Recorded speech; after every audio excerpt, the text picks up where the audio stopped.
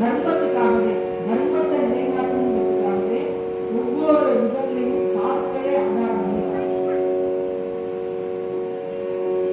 புத்த திரேதா துவாபர கலியுக அப்படின்னு பார்த்தாக்க ஒவ்வொரு யுகத்திலையும் சக்தி பிரகலாதன் நிறைந்தது. பிரகலாதன், நாகன், அங்கதன், உத்தவன் அப்படின்னு அந்த யுகத்துக்கெல்லாம் வராங்க. அதற்கப்புறம் அடுத்த எங்க அப்படின்னு பார்த்தா ஞானேஸ்வர் சுவாமி, ராமதேவர், துக்காராம் மகன், ஏக்நாத் மகன், இப்படி சாதுக்கள் எல்லாம் ஒவ்வொரு பிரதேசத்திலையும் ஒருத்தர் வராங்க. நம்மளுக்கு ஆழ்வார்கள் வந்திருக்கா, நாயன்மார்கள் வந்திருக்காங்க. இப்படி ஒவ்வொரு கனகதாசர், அங்கே புரந்தரதாசர் அப்படி தெலுங்கு பேசுறாங்க. இப்படி பல பல க்ஷேத்திரத்திலையும் பல பல இடத்துலையும் மகான்கள். ஏன் மகான்கள்னா தர்மராஜி அர்த்தம். தர்மத்தை எல்லோருக்கும் பிரகடனம் பண்ணணுங்கிறதுக்காகவே சாதுக்கள் அப்படி வந்த ஞானேஸ்வரன் சாட்சாத் விஷ்ணுவுடைய அவதாரம். சகா மாஜா ஞானேஸ்வரன், விஷ்ணுச்ச அவதாரம், மகாவிஷ்ணுச்ச அவதார சகா மாஜா ஞானேஸ்வரன் அப்படின்னு சொல்றாங்க.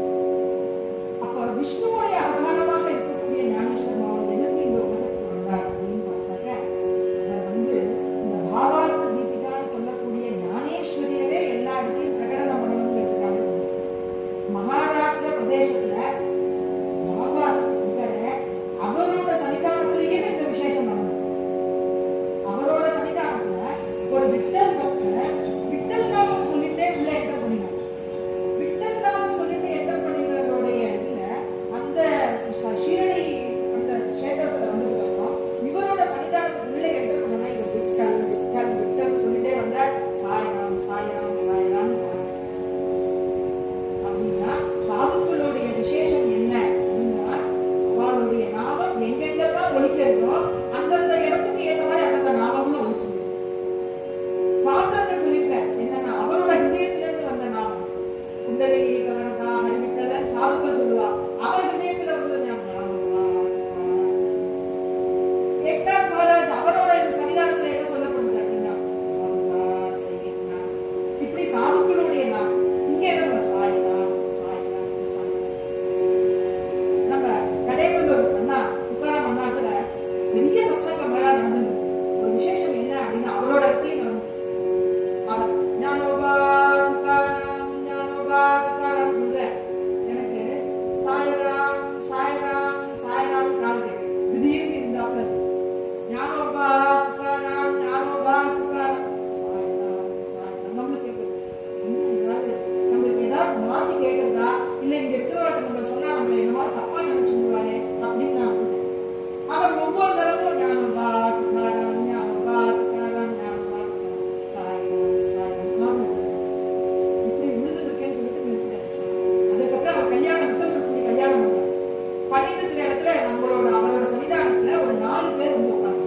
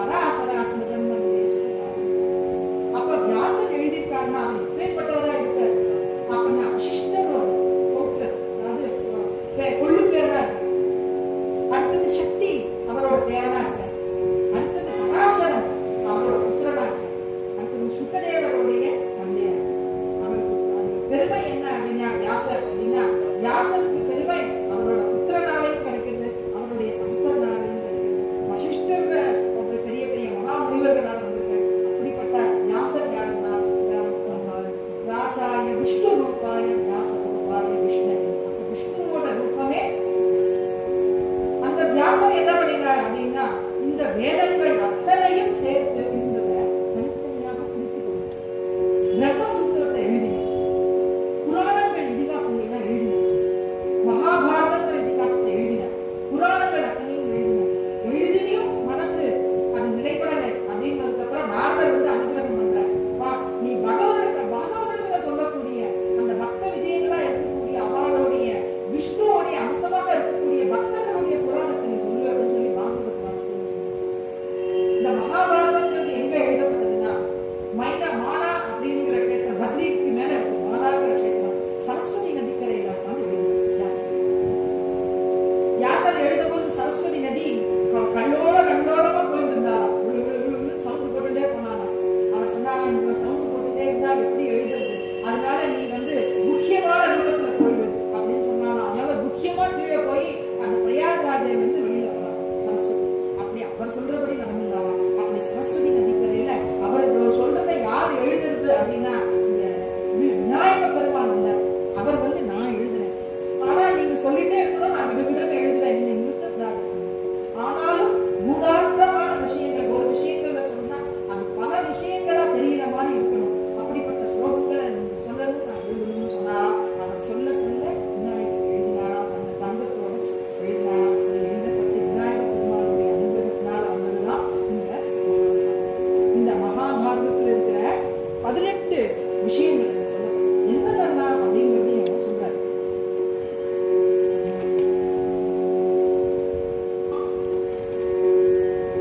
இதுல இந்த பகவத்கீதை எங்க எழுதப்பட்டிருக்கு அப்படின்னா, இது எங்க வந்திருக்கு அப்படின்னு பார்த்தா குருக்ஷேத்திரங்கிற பூமி என்னன்னா தபஸ் பண்ணிட்டா எல்லாரும் எத்தனையோ பேர் தபஸ் பண்ணிட்டாங்க. சமர்த்தக பஞ்சகம் அப்படிங்கிற அந்த குண்டங்கள் இருக்கு, 5 விதமான குண்டங்கள், பவித்திரமான குண்டங்கள். அது பரசுராமர்னால ஏற்படுத்தப்பட்ட குண்டங்கள், யாகங்கள் ஏற்படுத்த. அவர் என்ன பண்ணாருன்னா, அங்க இருக்கிற எத்தனை மகாவீரர்கள், யுத்த வீரர்கள் அத்தனை பேர் தர்மத்துக்கு விரோதமாக இருந்தவாள் எல்லாரும் அழிச்சு அதுல இருக்கிற அந்த ரத்த பிரவாகியா இங்க வந்தது. அந்த குண்டங்களா மாறிட்டு அந்த சமர்த்தக பஞ்சகம்ங்கிற குண்டம் அந்த இடத்துல இருக்கு. அந்த பீஷ்மர் அங்க இருந்து அவருக்கு அனுகிரகம் பண்ணார். இந்த எதெல்லாம் வந்திருக்கு அப்படின்னா குருக்ஷேத்திர போர்ல சொல்லப்பட்டிருக்கு. அதுல என்னன்னா மிக உயர்ந்தது விஷ்ணு சஹஸ்ரநாமம். அது யாருக்கு சொல்லப்பட்டிருக்கு அப்படின்னா யுதிஷ்டிரருக்கு சொல்லப்பட்டது பீஷ்மர். பீஷ்மர் யுதிஷ்டிரருக்கு சொன்னது விஷ்ணு சஹஸ்ரநாமம். அதே இதுல மகாபாரதம் யாருக்கு சொல்லப்பட்டிருக்கு? வைஷம்பாயனர் அவர் ஜன்மேஜயனுக்கு சொல்லியிருக்காரு. பாகவதம் யாருக்கு சொல்லப்பட்டிருக்கு? பரீட்சித்துக்கு சொல்லப்பட்டிருக்கு, சுகதேவனால சொல்லப்பட்டிருக்கு. அதே மாதிரி பகவத்கீதை யாருக்கு சொல்லப்பட்டிருக்கு? அர்ஜுனனுக்கு, ஸ்ரீகிருஷ்ணனுக்கு. எல்லாமே அந்த இதுலதான் அப்படி மிக உயர்ந்ததாக அமிர்த ஸ்வரூபிணியாக இருக்கக்கூடிய இந்த பகவத்கீதை உண்டாக போகுது அப்படிங்கிறது எப்படின்னா, யுத்த காலத்துக்கு வந்துடுறாங்க எல்லாரும். ஒரு துளி இடம் கூட உன்னால உனக்கு நான் கொடுக்க மாட்டேன்னு துரியோதனன் சொல்றாரு. பகவான் தூது போறார் பாண்டவர்களுக்காக. ஒரு துளி இடம் கூட உங்களுக்கு கொடுக்க மாட்டேன்னு சொல்றாரு. கடைசியில யுத்தம் தான் இதற்கு பதில் அப்படிங்கிறத உண்டாய் யுத்த பூமிக்கு வந்தாச்சு. எல்லாரும் யுத்த பூமிக்கு வந்தாச்சு பாக்குறாரு. அப்ப அர்ஜுனன் பாக்கலாம், தனக்கு முன்னாடி எத்தனை பேர் இருக்கா அப்படின்னு பாக்குறாரு. எல்லாரும் முன்னாடி இருக்கிற என் ரதத்தை கொண்டு போய் முன்னாடி இருக்கு கிருஷ்ணா அப்படின்னு சொல்றாங்க. பாக்குறான், அத்தனை பேர் இருக்கா. எல்லாரும் யார் யார் அப்படின்னா தன்னுடைய குருமார்கள், தன்னுடைய பாட்டன்மார்கள், தன்னுடைய அப்பன்மார்கள், தன்னுடைய பெரியப்பாமார்கள், தன்னுடைய சகோதரர்கள், அத்தனை பேரும் பார்க்கலாம். அர்ஜுனன் இவாளெல்லாம் பார்த்தோம்னா மனசுல ஒரு கிளேஷம் இல்லை. நம்ம குலத்தை சேர்ந்தவா தானே அவன். இவாளையும் நம்ம அழிச்சுட்டோம்னா நம்ம குலத்துல இருக்கிற பெண்மணிகள்லாம் என்ன ஆகும்? அவள் விதவியா மாறுகிறாள். அவள் விதவியா மாறிட்டா அவள் வந்து அவளுடைய கற்புத்தன்மையானது போயிடுமே. அதனால நம்ம குல நாசமானது ஏற்பட்டுமே. நம்ம குலத்துல இருக்கிற விஷயங்களை நம்ம எப்படி கட்டி காட்டணும் அப்படின்னு மனசுல ஒரு எண்ணம் கிருஷ்ணன் சொல்றான். கிருஷ்ணன் சொல்ற என்ன, நீ என்ன செய்ய சொல்றியோ நான் செய்யறேன், உனக்கு சாந்தியா நான் இருக்கேன். பாக்குறாங்க அத்தனை பேர் நின்றுருக்காங்க. என்னன்னா அது 11 அக்ஷரிகள் அந்த வீரர்கள் கலந்து அந்த சேனை நிற்கிறது. இங்க 7 பேர் நிற்கிறாங்க. இதுல விசேஷம் என்ன சொல்லப்படுது அப்படின்னா, இது என்ன அக்ஷோணிகள்னா என்ன அப்படிங்கிறது சொல்றாங்க. ஒரு தேர், ஒரு யானை, 5 காலாட்படை, 3 குதிரை.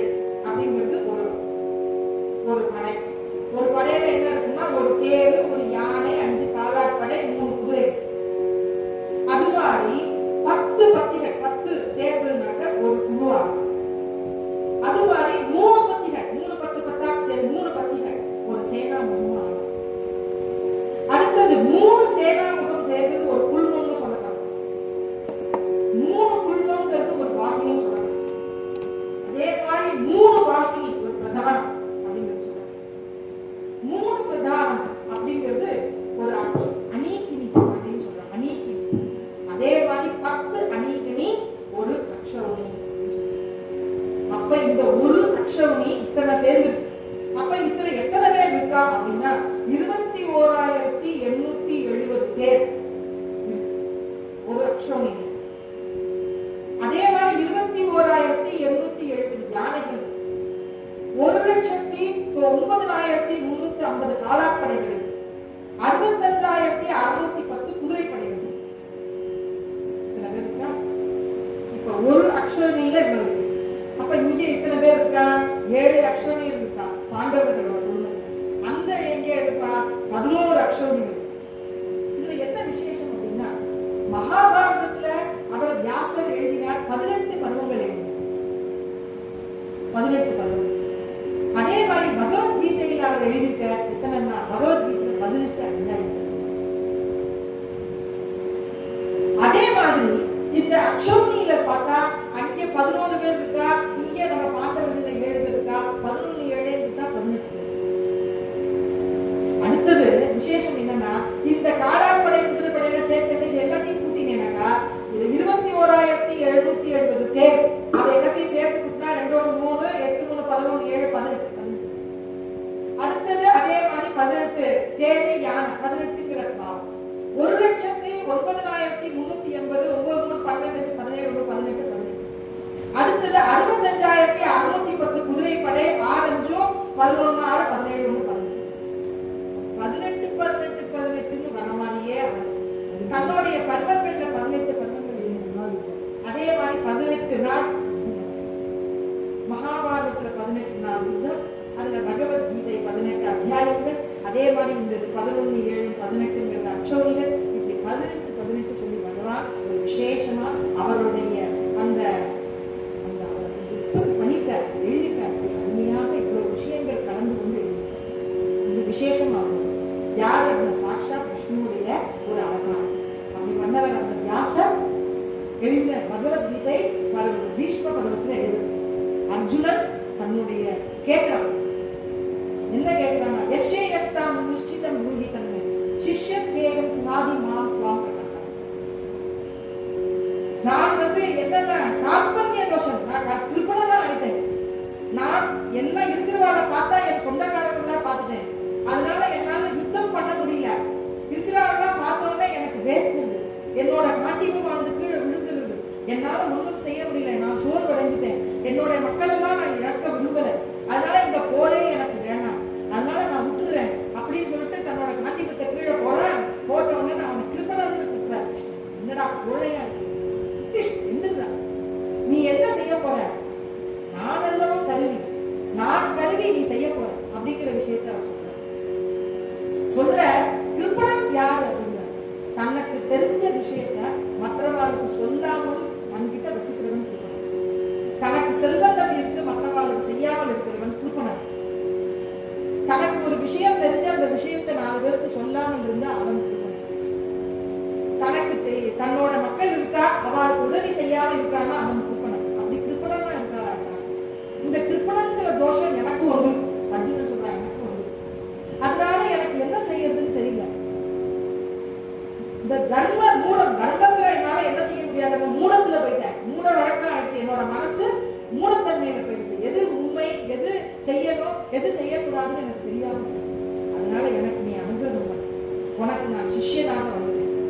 கிருஷ்ண மாதாஜி மாதா கிருஷ்ண மாதா பகினி பந்து சுருதா கிருஷ்ண பாப்பா, நீதாப்பா எனக்கு தந்தை, நீதான் தாய், நீதான் எல்லாம். புத்தி சொல்றா, நீ என்ன பண்ணுவியோ எனக்கு தெரியாது, கிருஷ்ணன் என்ன சொல்றாரோ அவர்கிட்ட போய் நீ சரணடை, அவர் என்ன சொல்றாரோ நீ கேளுன்னு புத்தி சொல்லு.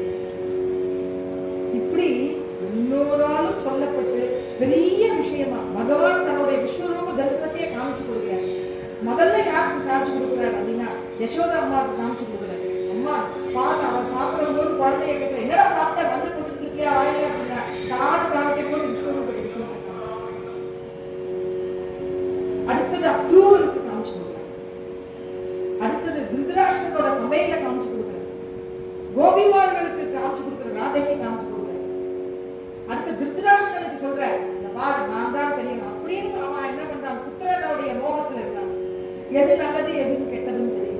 அடுத்தது அர்ஜுனனுக்கு பெரிய சபையில காமிச்சு, இப்படி தன்னோட விஸ்வரூப கிருஷ்ணன் எவ்வளவு பெரிய விஷயங்களை பண்ணியிருக்கார் அப்படிங்கிறதையும் சொல்றாரு.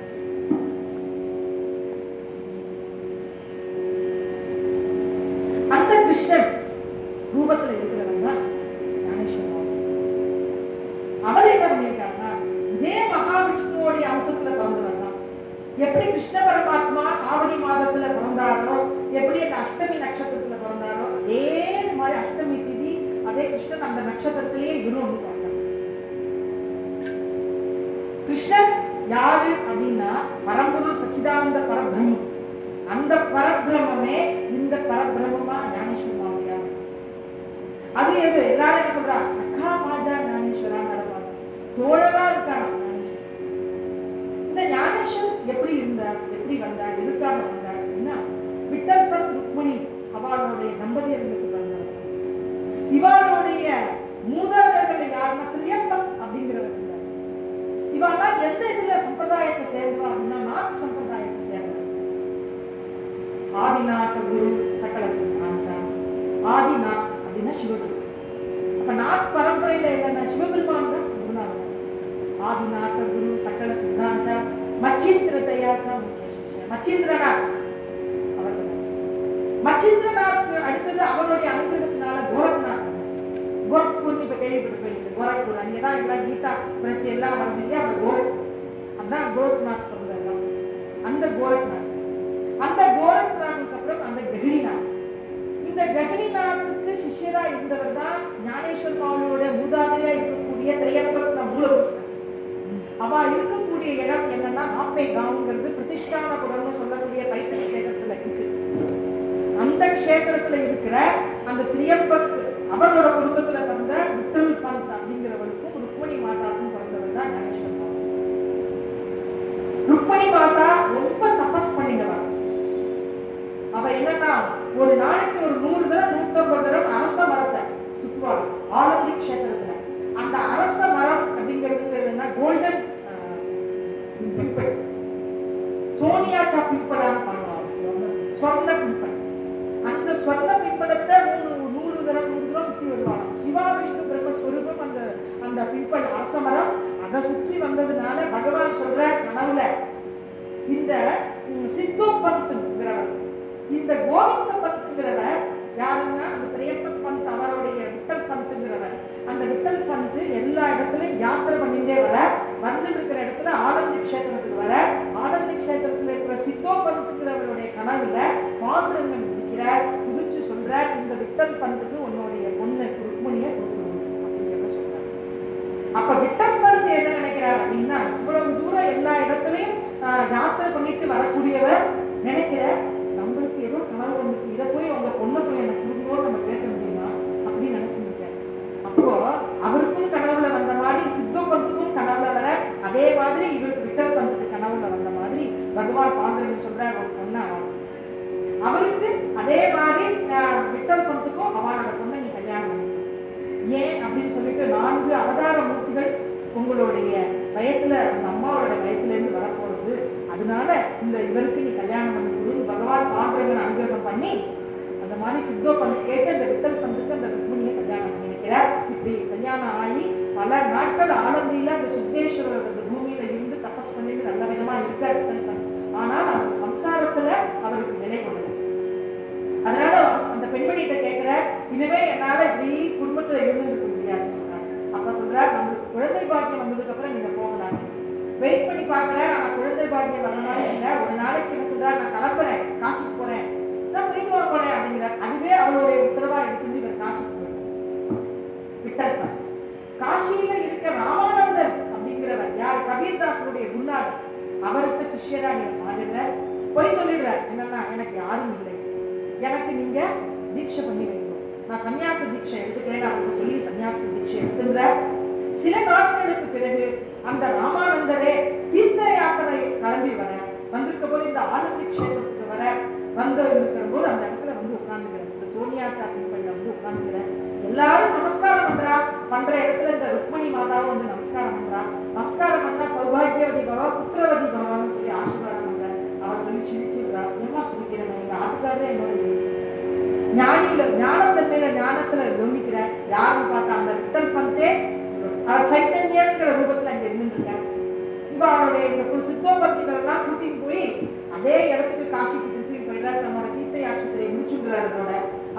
கிளம்பி போற, அங்க சைத்தன்யரா இருக்கக்கூடிய விட்டல் பந்தை கூப்பிடுற, உனக்கு என்ன தண்டனை அப்படின்னாக்க நீ திருப்பியும் சம்சாரத்துக்கு வரணும். அப்ப குடும்பத்துல இருந்துட்டு சன்னியாசத்துக்கு போயிட்டேன், சன்னியாசத்துல இருந்துட்டு குரு அனுகிரகத்தோட திருப்பியும் சன்னியாசத்துல இருந்து சம்சாரியா மாறும். ஆனா இந்த உலகத்துல இங்க இருக்கிறவா எல்லாரும் அவரை விலக்கி வச்சுருக்காங்க. என்னன்னா ஒரு தடவை சம்சாரியா இருந்து சன்னியாசத்துக்கு போயாச்சுன்னா அதுக்கப்புறம் குல கோத்திரம் எல்லாத்தையும் அறுத்துட்டு தான் அவன் சன்னியாசமா போயிடுவான். அப்புறம் எந்த குலத்தை சேர்ந்தவன், எதை சேர்ந்தவன், எந்த ஜாதியை சேர்ந்தவன், எந்த மதத்தை சேர்ந்தவன் எதுவுமே கிடையாது. அப்படி அவர் ஆயிடுவார். அதனால இந்த ஊர்ல இருக்கிறவா என்ன பண்ணா, ஆனந்தி கஷேத்திரத்துல அவர் பரிஷ்காரம் பண்ண வச்சுருக்காரு. இவா என்ன பண்றா, திருப்பி இவா 2 பேரும் அங்க இருந்து இந்த ஆப்பே காவுக்கே வரா, தன்னோட இடத்துக்கு வர அங்க வந்துதான் இந்த குழந்தைகள் எல்லாம் பிறக்கும். குழந்தைகள் யாரு அப்படின்னா நிவர்த்திநாதர் சாட்சாத் சிவா அம்சம் தான். அடுத்தது ஞானேஸ்வர் மாமி, அவர் விஷ்ணுவோடைய அம்சமா பார்க்கிறார். அடுத்தது சோபான் பிரம்மாவுடைய அம்சமா பார்க்கிறார். அடுத்தது முக்தாபாதி ஆதிசக்தி சுரூபமா. இப்படி 4 பேரும் அவதாரம் பண்ணி குழந்தைகள் அவ அப்பா சொல்லி கொடுக்குற அந்த வேத சாஸ்திர புராண இதிகாச கதைகள் எல்லாத்தையும் குழந்தைகள் நல்லா அப்சர்வ் பண்ணி கேட்கறது.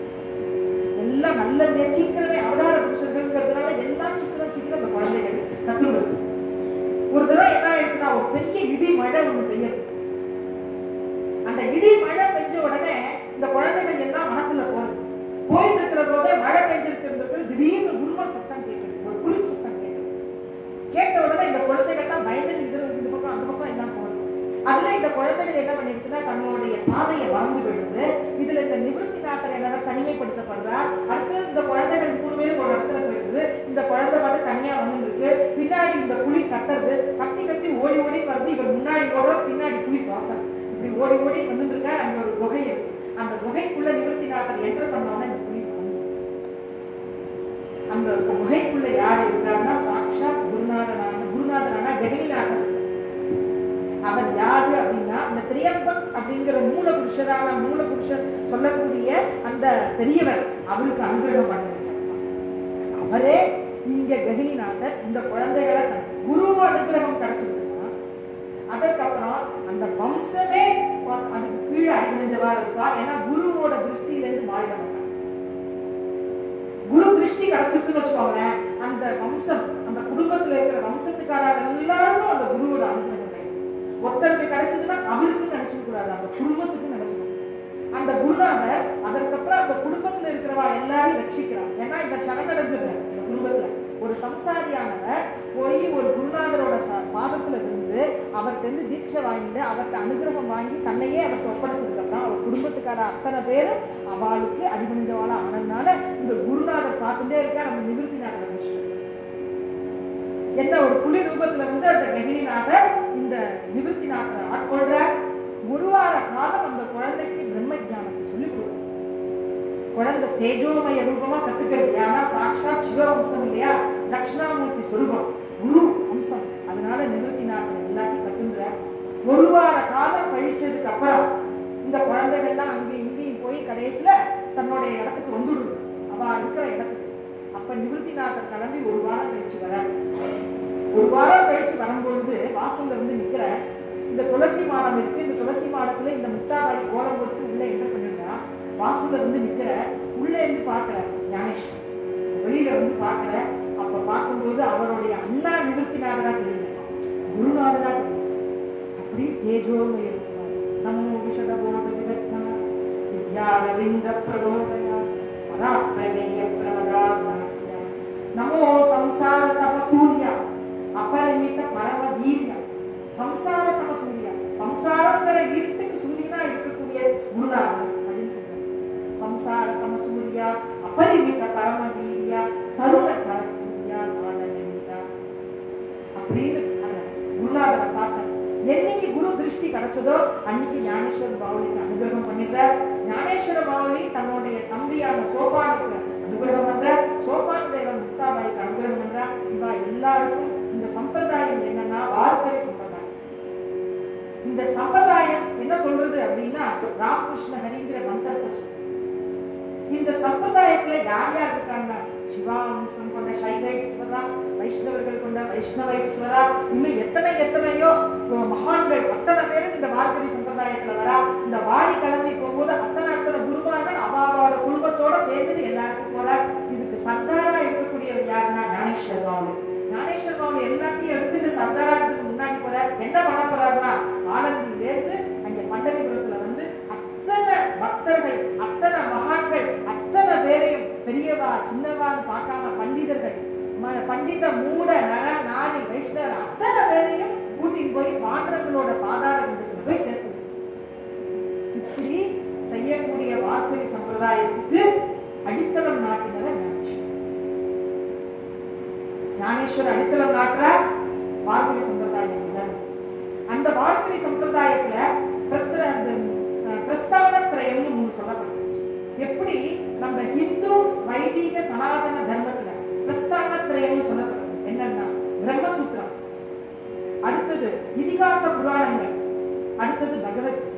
இந்த மூணையும் நம்ம பிரஸ்தானத்ரயம் நம்ம ஹிந்து சனாதன தர்மத்துல சொல்றோம். அதே மாதிரி இந்த சம்பிரதாயங்கிறது, இந்த சம்பிரதாயம் எல்லாரையும் கைகொள்வது, இவாதான் அவாதான் கிடையாது.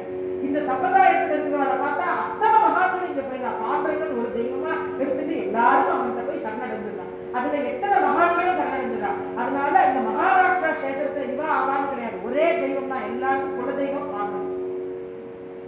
இவாளுக்கு இருக்கிற பிரஸ்தானத்திரயம் என்ன அப்படின்னா, ஞானேஸ்வரி, ஏக்நாத் மகாராஜ் எழுதின ஏக்நாத் பாகவதம், மூணாவது துக்காராம் மகாராஜ் எழுதின துக்காராம் தான். இது மூணும் தான் பிரஸ்தானத்திரயமா சொல்றோம். அதுல இந்த முதல்ல சொல்லப்படக்கூடிய ஞானேஸ்வரி அப்படிங்கிறத நம்ம எடுத்து இதுல நம்ம என்ன சொல்லியிருக்கா அப்படிங்கிறத நம்ம பார்க்கணும். இன்னைக்கு நம்ம பார்க்கறது என்னன்னா,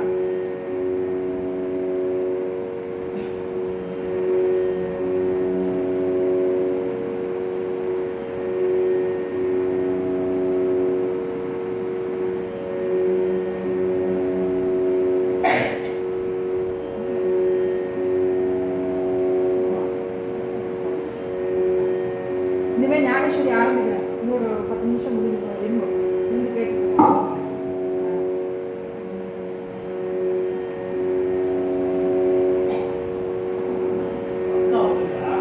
तरी अवधान एकले दीजे मग सर्व सुखाची पात्र होईजे हे प्रतिज्ञोत्तर माझे उघड ஞானேஸ்வரி சொல்றாரு. சரி, அவருக்கு முன்னாடி அவர் என்ன பண்ணாரு? ஞானேஸ்வரி எங்க எழுதினார் அப்படின்னா, நேவாசா அப்படிங்கிற இடம் பிரதிஷ்டானபுரத்திலிருந்து 40 கிலோமீட்டர் தூரத்தில் இருக்கு. அந்த இடத்துல எழுதினார். அந்த இடத்துல எழுதுறதுக்கு முன்னாடி இவரை யாரும் மதிக்கல. இவாள எல்லாரையும் இவ வந்து சுத்தி பத்திரம் கேட்கிறான். இவ அப்பா வந்து என்ன சொல்றாருன்னா, இந்த குழந்தைக்கு பூனல் பண்ணி வைக்கணும், போட்டு வைக்கணும் கேட்கிறா. சுத்தி பத்திரம் கேட்கிறா. சுத்தி பத்திரம் யாரும் ஒரு ஊர்ல கொடுக்க மாட்டேங்கிறா. பிரதிஷ்டானபுரத்துக்கு போவோம் சொல்றா. இவெல்லாம் போயிடுறா. சாஸ்திரத்துல என்ன சொல்லியிருக்கீங்க, நீங்க ஒரு சன்னியாசியா இருந்திருக்கேன், அதனால இதுல நீங்க இருக்கிறதுக்கு ஒன்றும் அருகதை இல்லை, அதனால பிரயாகையில நீங்க உங்களை முடிச்சுக்கோங்க சொல்லிடுறா. அதனால பேரண்ட்ஸ் 2 பேரும் பிரயாகையில தன்னை எடுத்துக்கிறான். பிரயாகைக்குள்ள அவ போயிடும், சங்கத்துல போயிடுறான். திரிவேணி சங்கமத்துல தன்னை முடிச்சுக்கிறான் அவ 2 பேரும். இந்த குழந்தைகள் தான் இருக்கு. இந்த சுத்தி பத்திரத்தை கேட்டு இங்க வருது பிரதிஷ்டானபுரம். பிரதிஷ்டானபுரத்துக்கு வந்த உடனே இந்த குழந்தைகள் பேர் எல்லாம் பெரிய சாஸ்திர விற்பனர்கள்லாம் இங்க இருக்கா. அவெல்லாம் என்ன கேட்கிறா, ஏய் உன் பேர் என்ன நிவிருத்தி, உன் பேர் என்ன ஞானம், உன் பேரு என்ன சோபா, உன் பேரு என்ன முக்தான், என்ன நிவிருத்தின்னு இருக்கு. அதுக்கப்புறம் நிவிருத்தி போய் அதுல இருந்து ஞானம் பிறக்கிறது. ஞானம் பிறந்ததுக்கு அப்புறம் அங்க இருந்து என்ன வந்து எளிமைங்கிற ஒரு விஷயம் கிடைக்கிறது. அதுல இருந்து முக்தி கிடைக்கிறது. இப்படி எல்லாம் பேர் வச்சிருக்காரு. எனக்கு உண்மையா அப்படியா அப்படின்னு கேட்கிறேன். ஞானவாணி, நீ எப்படி ஞானத்துல இருக்க அப்படின்னு கேட்கிறேன். அப்ப அந்த எய்தாப்புல ஒரு எரும மாடு வருது, அதுவும் ஞானம். அந்த ஞானவாணி நீ இந்த ஞானம், அந்த ஞானம் பேச வைக்க முடியுமா அப்படின்னு கேட்கிறேன். பேச வச்சுருவேனா அப்படின்றார் ஞானேஸ்வரன். பேச வைக்கிறேன்னு அப்படியா அப்படின்னு ஒண்ணு அங்கேருந்து போற அந்த எரும மாட்டை சொல்ற ராமகிருஷ்ண ஹரி அப்படின்னு சொல்ற ஒரு பெரிய ஒளி வருது. கொஞ்ச நேரத்துல அது வேதத்தை சொல்ற, ரிக்வேதத்தை சொல்றது. யாரோட தன்மையில ராமகிருஷ்ண ஹரிங்கிற ராமகிருஷ்ணன் அன்னில சொன்னதுக்கு அப்புறம் அத்தனை பேரும் இவர் காலடியில் விழுந்ததுக்கு அப்புறம் இந்த குழந்தைகளை யாரும் சீர்துவார் இல்லாம இந்த குழந்தைகளை பெரிய லெவல்ல பாக்குறாங்க. எல்லா குழந்தைகளுக்கு என்ன வயசு? 11, 9, 7, 5. அந்த குழந்தைல பெரியதா பாக்குறா. அந்த குழந்தைகள்லாம் நடந்து போறது. பின்னாடி அத்தனை பேரும் அறிவாளிகள், பெரிய பண்டிதர்கள், சாதாரண பெண்மணிகள், சாதாரணமா எல்லாரும் பின்னாடி போறாங்க. இப்படி போயிட்டே இருக்கிறதுல சம்சாரிகளுக்கு என்ன கொடுக்கணும் நம்ம அப்படிங்கிற இந்த சுத்தி பத்திரம்லாம் ஒண்ணு எங்களுக்கு கொடுக்கும் உங்களுக்கு கொடுக்கறதுக்கு அருகதை இல்லை. ஆனா சாஸ்திரம் என்ன சொல்றதுன்னா, நீங்க பகவன் நாமத்தை சொல்லிட்டு ஊரா போயிட்டு இதுதான் உங்களுக்கு சுத்தி அப்படிங்கறத சொன்ன உடனே ரொம்ப சந்தோஷம். பகவன் நாம சொல்றோம், ராமகிருஷ்ணரி சொல்றோம். அன்னைக்கு இந்த ஆரம்பிச்ச ராமகிருஷ்ணரிய இன்னி வரைக்கும் நம்ம எல்லாரும் அன்னைக்கு ஆரம்பிச்ச ராமகிருஷ்ணரி இன்னைக்கு யார் அந்த அடித்தளம்னா அந்த அம்மா மாவுளி யாரு? விஷ்ணுவோடைய அம்சம். அவர் என்ன சொல்லியிருக்கார்? ராமகிருஷ்ணகிரிங்கிற நாமம். அவர் என்ன ரூபம்? சிவஸ்வரூபம். யாரு? விஷ்ணு. அவரை சொல்லியிருக்கார். அவர் என்ன சொல்றார்? ஹரிப்பா அப்படிங்கறத சொல்லி சம்சாரிகளுக்கு எல்லாம் பாடின போய் இந்த நேவாசா கஷேத்திரத்துக்கு போறேன். போயிட்டு இருக்கும் போது ஒரு பெண்மணி வந்து அம்மான்னு ஒரு காலடி விழுறாங்க. என்ன நீங்க காப்பாற்றணும், என்ன நீங்க காப்பாற்றணும். என்ன நான் ஒரு விதவையா ஆயிருக்கேன், எனக்கு நீங்க உங்களை மாதிரி சாதுக்கள் நீங்க என்னெல்லாமோ ஒரு எருமமானதான் பேச வச்சிருக்கலாமே, எனக்கு என்னோட கனவை நீங்க பிறப்பிச்சு கொடுக்க முடியாதா, அவரை எழுப்பி நீங்க கொடுக்கணும்னு கேட்டேன். கேட்ட உடனே ஞானேஸ்வர் பார்க்கிறேன். என்ன எங்க அப்படின்னு கேட்டேன். இங்க வாங்கன்னு கூட்டிட்டு போறாங்க அந்த பெண்மை. அங்க போய் பார்க்க பேர் என்ன? இவருக்கு சச்சிதானந்தம்னு பேர். சச்சித் ஆனந்தத்துக்கு எங்காவது அழிவு உண்டா அப்படின்னு கேட்கிறேன். கையை எப்படி வைக்கிற? சச்சித் ஆனந்தம் விழுந்து அவருக்கு உயிர் உண்டாய். இந்த மாதிரி நம்மளால முடியுமா? அவதார புருஷத்துனாலதான் அந்த அம்மா சொல்ற, நீ சௌபாகியவதியா இருக்கேன், நான் சௌபாகியவதியா இருக்கேன் உங்களோட அனுகிரகத்தினால. சந்துக்களை சந்தாட்சியா விபூதி. அதனால ஐஸ்வர்யம் யாருன்னா நம்ம சந்துக்களை அடைஞ்சிடணும். நம்ம சத்துக்களோட பாதத்துல நம்ம இருக்கோம். நம்ம தான் ஐஸ்வர்யம், செல்வந்தர்கள் இருக்கோம். துகாவனே சோப்பே ஆகே சர்வாகுனி ஷஹனா தோ தனி பேதோயனே. ஷஹனா தோ தனி. யார் வந்து எளிமையான மார்க்கத்தை, அதான் சோப்பா எளிமை, அந்த எளிமையான நாம சங்கீர்த்தனத்தை யாருக்கு கைவந்தாரோ அவளுக்கு தான் செல்வந்தர். அவ என்ன சொல்றாருன்னா, ஞானேஸ்வரி சச்சிதானந்தம் என்று அன்னிலிருந்து சச்சிதானந்த பகவான் அவருக்கு பேசுன அவர் ஞானேஸ்வரி எழுதுற சொல்ற. அந்த நேவாசாங்கிறது அந்த இடத்துல ஒரு தூண்டு. எப்படி ஒரு எரும மாட்டை பேச வச்சேன், எப்படி சத்சங்கம் யாருக்கு கிடைக்கிறது பாருங்க. ஒரு சாதாரண மிருகம், அதற்கு பகவான் அனுகிரகம் பண்ண, அது வேதத்தை சொல்லிட்டு. அதுக்கப்புறம் ஞானேஸ்வர் மாமணி அது விடவே இல்லை. அவர் எங்கெல்லாம் போனாலும் இந்த எரும மாடும் பின்னாடியே போயிட்டு கடைசியில் அந்த எரும மாட்டுக்கு சமாதி பண்ணி வச்சார் ஞானேஸ்வர் மாமணி. ஒரு மிருகமா இருந்தாலும் சாதுக்களுடைய சங்கமம் கிடைச்சதுன்னா அதுக்கு முக்தி கொடுத்துருவேன் இல்லையா? அடுத்தது என்னன்னா, ஒரு தூண். அந்த தூண் பின்னாடி உட்கார்ந்து தூண் பின்னாடி உட்கார்ந்து ஞானேஸ்வர் சொல்ற, அந்த சச்சிதானந்த பாபா எழுதுற அந்த தூண் பெரிய மகிமை உடையதா இருக்கு. அது பெரிய கோபுலா மாறிடுது இன்னைக்கு. ஏன்னா ஞானேஸ்வர் பின்னாடி உட்கார்ந்து சாங்கி இருந்தாங்க. அவர் சொல்ற, தனி அவதான ஏற்கலே ஒரு நிமிஷம் அது கொடுத்து கேள்வி. நான் சொல்றது என்ன? மக சர்வ சுக்காட்சி பார்க்க போயிட்டு நான் சொல்றதுல நீங்க கேட்டேன்னா எல்லா சுகங்களும் உங்களுக்கு கிடைக்கும். ஹே பிரதிக்னோதர் மாதிரி நான் இதை வந்து உறுதியிட்டு சொல்றேன், நானைட்டு சொல்றேன். என்னன்னா உகுட கைக்கா கண்ணை திறந்து கேட்கணும். கேட்கும் சக்தியில என்ன இருக்கு? நான் என்ன சொல்றேன், கேட்கிற சக்தி எப்படி வரும்? ஒருத்தருக்கு கேட்கறது எப்படி இருக்கணும், அவன் எப்படிப்பட்டவாளா இருக்கணும் அப்படிங்கிறத சொல்றாரு. 4 விஷயங்கள் சொல்றேன். லயம் அப்படின்னா கேட்கிற போது உட்கார்ந்துருக்கோம், நம்ம ஒரு விஷயத்த கேட்கணும். கேட்கும்போது லயமாயிடும் அப்படின்னா என்னன்னா நித்ராவஸ்தா, தூக்கம் வந்து அப்படி ஒரு தோஷம் வந்து. காஷாயம் அப்படிங்கிறத சொல்றேன்.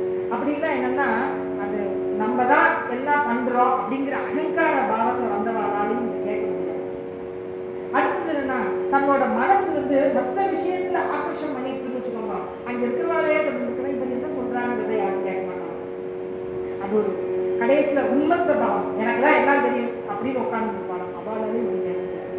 அப்ப இந்த தோஷங்கள் இல்லாம, இந்த 4 தோஷங்கள் இல்லாம நான் இப்ப கேட்க வந்திருக்கேன். சொல்றது யாரு? சாட்சாத் ஞானேஸ்வர் மாமணி.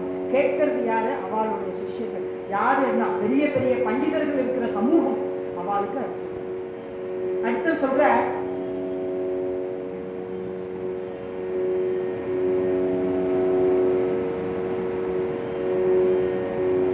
परी प्रौढ़ो प्रौढ़ी न बोलो होजी तुमा सर्वज्ञाचा समाज ध्येयावे अवधान हेवाज इनवनी सलगीची सलगीची அப்படிங்கிற வார்த்தை என்னன்னா பிரேமையா. நீங்க எல்லாரும் நான் சொல்றதை வந்திருக்கிற அத்தனை பேரும் பண்டிதர்கள் ஞானிகள் அத்தனை பேருக்கு சொல்றாங்க, நான் சொல்றதை கேளுங்க. பிரேமையோட சலகீச்சு அப்படி சொல்லி பிரௌடி நான் போலின்னு போச்சு. இது என்னன்னா, இந்த சாப்டர் ஆரம்பிக்கிறதுக்கு முன்னாடி ஒரு 32 ஓவிகள்னால இவர் இந்த சாதுக்களையும் அவளுக்கு இருக்கிற சமூகத்தையும் பெருமைப்படுத்தி பேசுறாரு. அவளுக்கு எப்படி அப்படிங்கிறது, சாதுக்களானவா எப்படிப்பட்டவளா இருக்கா அப்படிங்கறத சொல்றாரு. அவன் சொல்றாரு, உங்களுக்கு முன்னாடி நான் பேசுறேங்கிறதுனால நான் அகங்காரத்தோட நான் பேசுறேன், நீங்க நினைச்சிடாதீங்க. நான் உங்களோட பண்புடன் கேட்கிறேன், நீங்க நான் சொல்றதுல நல்லா கேளுவோம் அப்படின்னு சொல்றாரு. அப்படின்னா இந்த இடத்துல நானுமே அதான் கேட்டுக்கிறேன் உங்களுக்கு. தைசே நீ ஹோமுனி மாஜே பக்த அனன்ய பாவே மஜச்சி விதத்த தை மாஜே ஐஸ்வர்ய சமர்த்த பிரதிபிம்பத்து தயா மாஜி. கிருஷ்ணன் சொல்றார், ஏக்நாத் பாகவதத்துல சொல்றார், யாரு சாதுக்கள் அப்படின்னா தைசே நீ ஹோமுனி மாஜே பக்த, தைசே நீ ஹோமுனி மாஜே பக்த, என்னை மாதிரி இருப்பான் என் பக்தன். நான் எப்படிப்பட்டவனா இருக்கேன், ஷடைஸ்வர்ய சம்பன்னனா இருக்கேன். அப்படிப்பட்டவனா இருக்கிறவன் தான் என் பக்தனும் இருப்பான். அனன்ய பாவே மஜச்சி பக்த, அது மட்டும் இல்லாம அனன்யமா என்னையே கண்டினியூஸா என்னையே வெஜித்து இருப்பான். தை மாஜே ஐஸ்வர்யம், அவன் யாருன்னா என்னுடைய பக்தர்கள் தான் எனக்கு ஐஸ்வர்யம். என் பக்தர்கள் சொல்லுவான், நான் கிருஷ்ணனுடைய பக்தர் சொல்றதுனால கிருஷ்ணனான நான் அகங்காரத்துல சொல்லல, இதை உங்களுக்காக நான் சொல்றேன் அப்படின்னு சொல்லி கிருஷ்ணனான நான் சொல்றேன். நான் எப்படிப்பட்டவன், எனக்கு ரூப குணம் வரவே கிடையாது. நான் அப்படிப்பட்டவன், உங்களுக்காக சதுர்புஜத்தோட நான் இங்க வந்திருக்கேன்.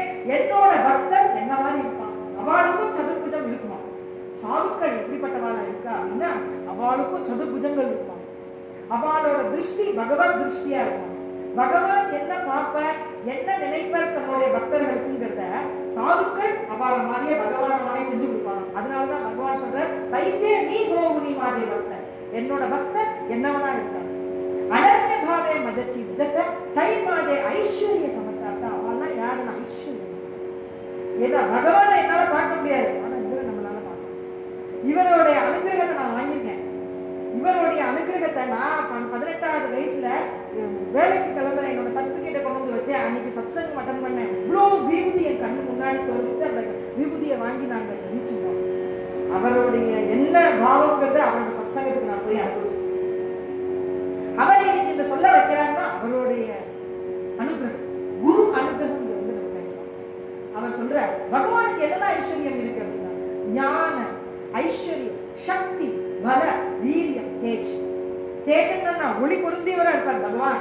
வீரியன் வீரத்தன்மையுடையவரா இருப்பார், பலசாலியா இருப்பார், சக்தி இருப்பார். பகவானுக்கு சிருஷ்டி பாலன சம்ஹர்த்தா மூணும் இருக்கக்கூடிய சக்தி பகவானுக்கு இருக்கு. ஐஸ்வர்யம், இந்த உலகமே இந்த பிரபஞ்சமே அவனுடைய ஐஸ்வர்யம். ஞானம், பகவானுக்கு இருக்கிற ஞானம் மாதிரி நம்மளுக்கு கிடையாது.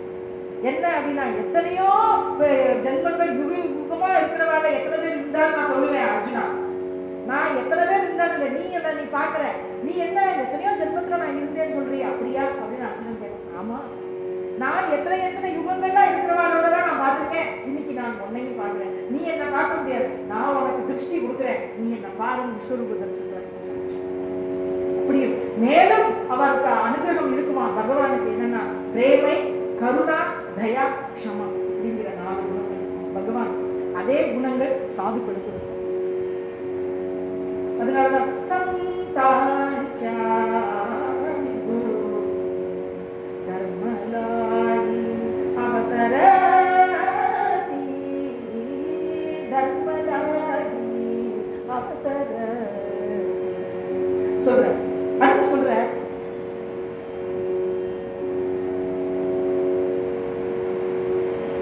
காஜே லலேயாஞ்சே லலே சரதி, மனோரதாஞ்சே மனோரத புரதி, ஜரி மாகேரே ஸ்ரீமந்த ஹோதி மாசி.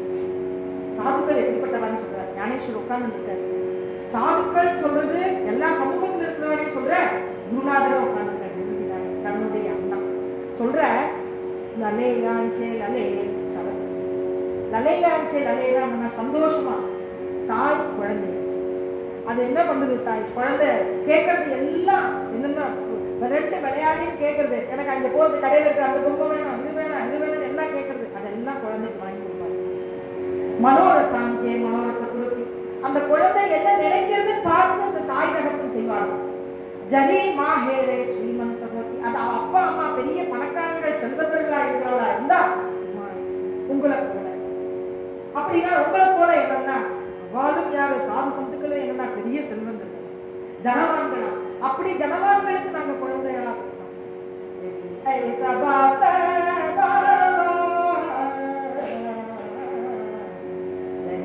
சபா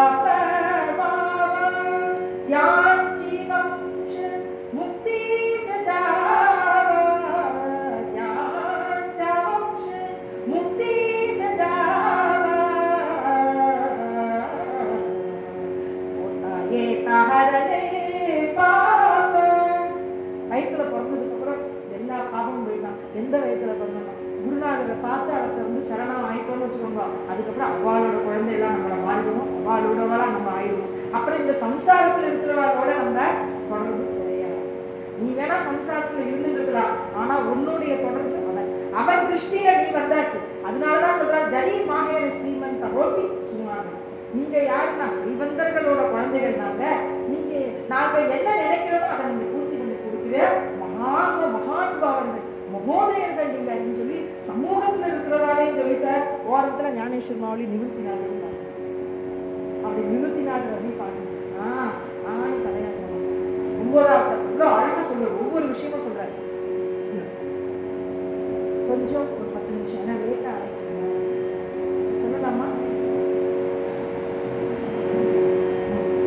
இதோடைய அடுத்த இதை வந்து நாளைக்கு பார்க்கலாம்.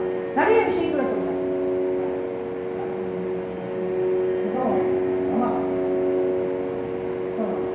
இப்படி சாதுக்களை சொல்ற. சாதுக்கள் ஒரு சாகரம் போல இருக்கு. இந்த ஒரு 5 நிமிஷம் கொடுங்க அதை முடிச்சிடும்.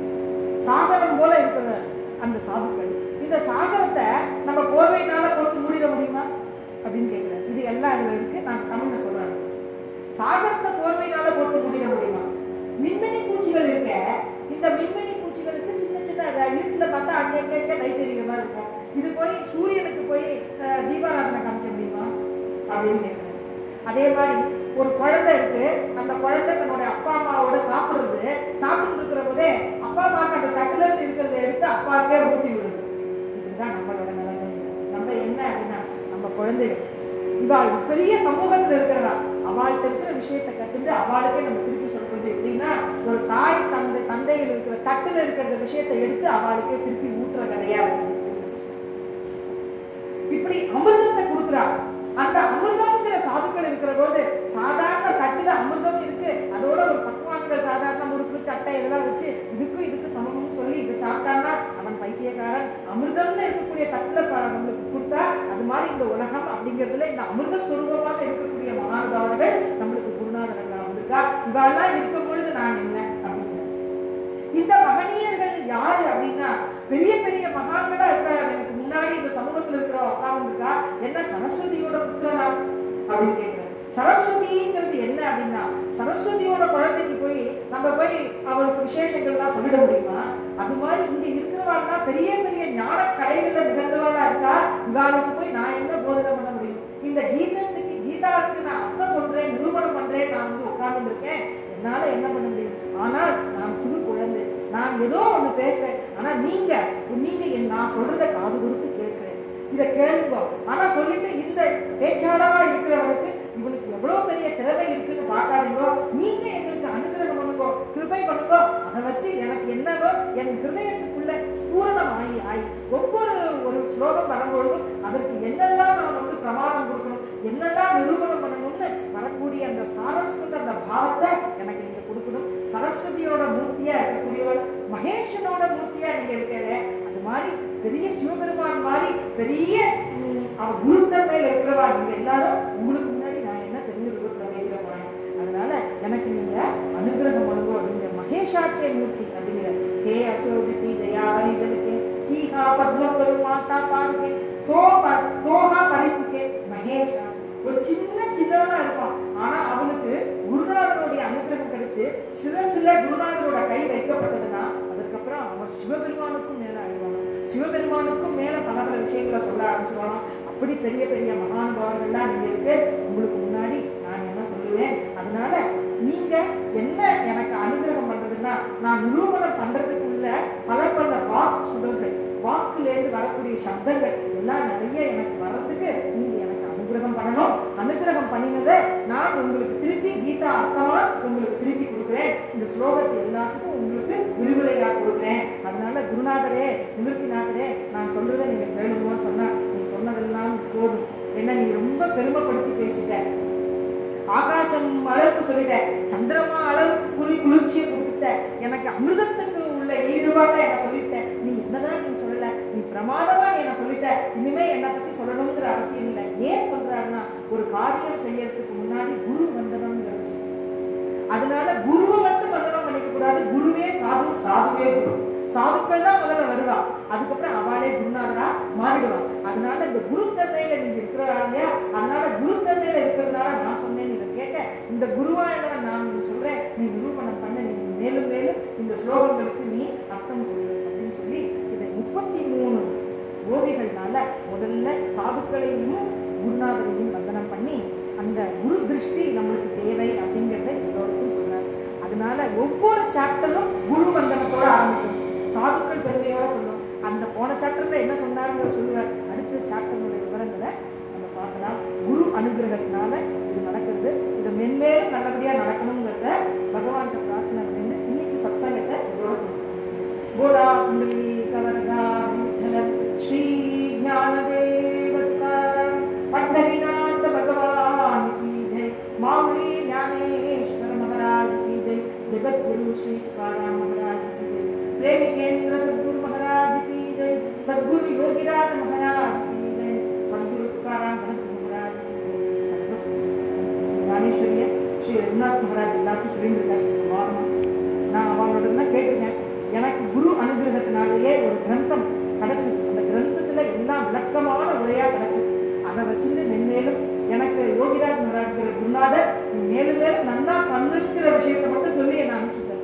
அது அப்புறம் மேலும் மேலும் பண்றதுக்குள்ள தைரியத்தையும் அதற்குள்ள குவாலிட்டிஸ் அதையும் அந்த குணத்தையும் எனக்கு அவாளே அந்த சாதுக்களே எனக்கு கொடுத்து மென்மேலும் நான் இந்த மாதிரி சொல்றதுக்கு எனக்கு சத்சங்கத்தையும் கொடுக்கணும்னு அவர்கிட்ட பிரார்த்தனை பண்ணிட்டு குருநாதருக்கு இந்த சத்சங்கத்தையும் சொல்லக்கூடிய ஒரு பூர்வ அவருக்கு அர்ச்சனையா அவரோட பாதத்துல சமர்ப்பணம்